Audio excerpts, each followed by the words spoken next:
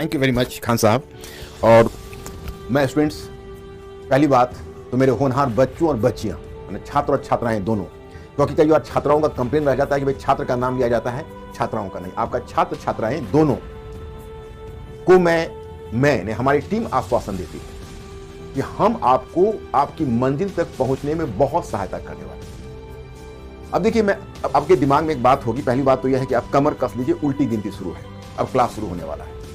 लेकिन आप जानते हैं कि सीधा क्लास शुरू करने में थोड़ी सी असुविधा होगी कि आप हमारे अगर मेथड को नहीं समझे तो बहुत कुछ अनकहा रह जाएगा। इसलिए हमारे होनहार बच्चों, पहले आज हम यह बता रहे हैं आपको कि हमारी तैयारी किस तरह की है। क्योंकि आपके मन में सवाल आता है, आपके मन में सवाल होगा, खान स्टडी ही क्यों? क्योंकि इतने सारे संस्थान हैं, इतनी जगह जगह देखते हैं, हर नुक्कड़ पर खुला हुआ है। आप प्लीज आप मेरी बात को गौर से सुनिएगा। हम उनमें से एक नहीं होने जा रहे हैं, हम सबसे विशिष्ट और अलग होने जा रहे हैं। आप लोग ध्यान से हमारे कार्यक्रम को सुने कि हम क्यों विशिष्ट होने जा रहे हैं। तो देखिए, नॉर्मली लोग क्या होता है कि जब यूपीएससी में लोग प्रिपरेशन करते हैं तो उनकी तैयारी का तरीका होता है, हिस्ट्री पढ़ लिया, ज्योग्राफी पढ़ लिया, इकोनॉमी पढ़ लिया, पॉलिटी पढ़ लिया, बाकी खंड पढ़ लिए, और जैसे जैसे एक एक खंड वो पढ़ते जाते हैं वैसे वैसे कुछ समय के बाद भूलते जाते हैं, क्योंकि पढ़ने से पहले कोई प्लानिंग नहीं होती। और जब सारा जनरल स्टडी जब समाप्त हो जाता है तो पता चलता है कि वो उसी बिंदु पर छूट गए जहां से शुरू किया था। मैं ऐसे ऐसे स्टूडेंट्स को जानता हूं कि 3-3 कोचिंग संस्थान की कोचिंग की। अब मैं आपको बताऊं माय स्टूडेंट्स कि हम जब खान साहब से जुड़े तो हम लोगों की पहली वार्ता यही हुई थी। कई बच्चों के मन में सवाल था, मैंने आपको पिछले वीडियो में भी ये चीज बताई थी कि हम इस संस्थान से क्यों जुड़े थे। हम इस संस्थान से इसलिए जुड़े थे जब खान साहब ने अपनी योजना रखी कि हम इस नए मेथड को जो हम लेकर आ रहे हैं उसको पूरे भारतवर्ष में फैलाएंगे। तो हमारा एक बहुत बड़ा सपना पूरा हुआ कि नहीं, ये स्टूडेंट्स का हम, क्योंकि मैं 2 मिनट आपको ब्रीफ करना चाहूंगा। जब भारत को आजादी मिली तो फिर हमें गरीबी थी।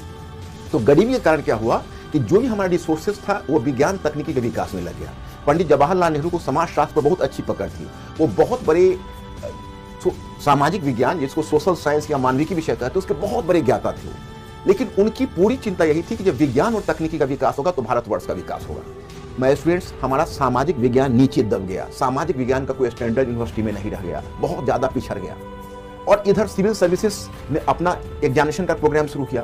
तो जो सिविल सेवा एग्जामिनेशन है, इवन स्टेट सर्विसेज आप कहिए, उनका क्वेश्चन का स्तर बहुत ऊंचा है, विश्वविद्यालय शिक्षा बहुत नीची है। तो उन दोनों के बीच तालमेल नहीं हो पा रहा है। फिर आ गए बीच में कोचिंग संस्थान।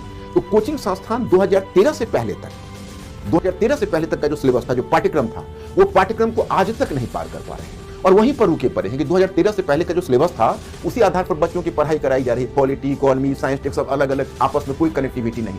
हम अपना प्रोग्राम आपको बताने जा रहे हैं। हम 3 स्तर पर काम करेंगे। पहले, आपकी पढ़ने की गति को बढ़ाएंगे। कैसे? तो डेली कॉम्प्रिहेंशन के प्रैक्टिस। दूसरा, हम बेसिक मैथ, जो कि हमें खान साहब से बात हुई, बेसिक मैथ और बेसिक रीजनिंग की आपकी इसेंशियल जानकारी दी जाएगी। एक बात आप जानते हैं, केवल मैथ और रीजनिंग की जरूरत सिर्फ ऐसा नहीं है कि आप बैंकिंग का एग्जामिनेशन, एसएससी का एग्जामिनेशन केवल क्वालिफाई करने के लिए। आपकी जो रीजनिंग का मेथड है वो आपकी सोच को बढ़ाती है। आपका जो बेसिक मैथमेटिक्स का सवाल है आपके दृष्टिकोण को बढ़ाती है। सीसेट क्यों इंट्रोड्यूस किया था यूपीएससी ने? इसी को ध्यान में करके इंट्रोड्यूस किया। फिर आपका जो कॉम्प्रिहेंशन है, कॉम्प्रिहेंशन का what is the meaning? Fast reading करने के बाद आप क्वेश्चन मिस कर जाते हैं। क्यों? क्योंकि क्रिटिकल आइडियाज, जो बहुत ही गहरी आइडियाज है, उसको फास्ट रीडिंग में बच्चे एसिमुलेट नहीं कर पाते हैं, क्वेश्चन गलत हो जाता है। तो पहला तो बेसिक काम हम वहां करें।